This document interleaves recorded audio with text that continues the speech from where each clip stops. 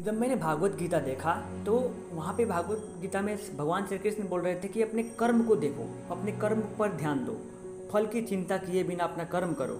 मैं सोच रहा था यार ये कैसा कर्म है, मतलब कोई भी तो सोचेगा ना कि मतलब मैं जो कर रहा हूँ उसका फल कैसा मिलेगा, कब मिलेगा। तो बिना सोचे हुए कोई कैसे कर सकता है। जब मैंने उनकी बात मानते हुए निष्ठापूर्ण अपने काम पर फोकस किया, ध्यान दिया और अपने कर्म को किया, तो जो मुझे फल मिला उसे देखकर मुझे पता चल गया कि आखिर भगवान श्री कृष्ण ऐसा क्यों बोल रहे थे। फल की इच्छा होनी चाहिए, लेकिन ये जो फल की इच्छा, आपकी जो चाहत है, वही चीज़ आपको डिमोटिवेट करता है, आपके काम करने से आपको रोकता है। तो इसलिए यहाँ पे डिमोटिवेशन को कम करने के लिए भगवान श्री कृष्ण ने कहा है कि अपने लालची मत बनो, कर्म के फल पर मत जाओ, अपने काम को, अपने कर्म को देखो। मतलब अगर तुम एक टीचर हो और तुम्हें टीचिंग में इंटरेस्ट है तो तुम टीचिंग में ही इंटरेस्ट उठाओ, उसका जो रिजल्ट है वो ईश्वर देंगे, जिसको भागवत गीता में कर्मों का फल कहा गया है। तो आज नमस्कार, मेरा नाम रवि प्रकाश तिवारी है और ये हमारा आपका प्यारा सा चैनल है आरबी डिस्कशन।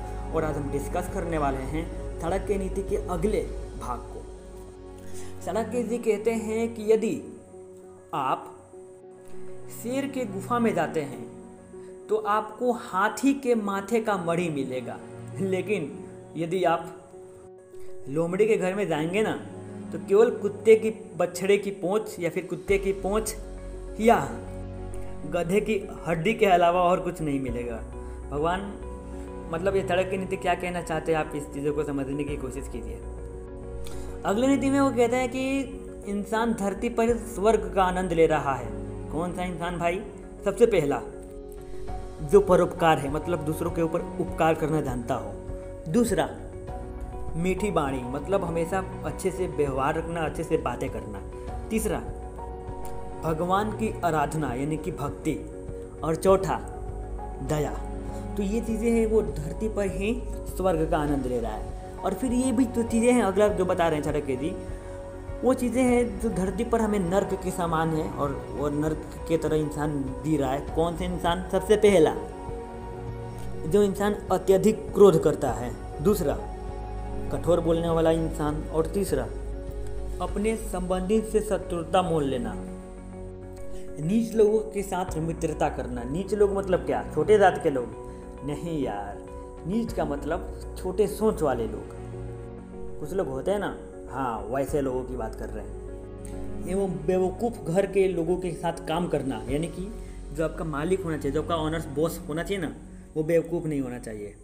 नहीं तो अगर ऐसा है तो आप धरती पर रहते हुए नर्क का आनंद नहीं बोल सकते। अच्छा तो ये बोल सकते नर्क का परम अनुभव? नहीं, ये भी नहीं बोल सकते। नर्क का दुष्प्रभाव आप धरती पर ही देखने को मिल रहा है। अगले नीति में चाणक्य जी कहते हैं कि हंस वहाँ रहता है जहाँ पानी रहता है। जहाँ पानी सूख जाता है वहाँ से हंस चला जाता है। अपने इंसान को कैसा, अपने व्यवहार में हंस इस तरह से नहीं होना चाहिए कि आपके पास कोई आए और जाए। समझ रहे हो क्या बोल रहे हैं? मतलब कि आपके पास पैसा है तो लोग हैं, आप गरीब हो गए तो सब लोग छोड़ के चले गए। तो ऐसे लोगों से आप मित्रता दोस्ती मत कीजिए जो आपके साथ मतलब के लिए हो। तो यहाँ पे चाणक्य जी इस बातों को कहने की कोशिश कर रहे हैं।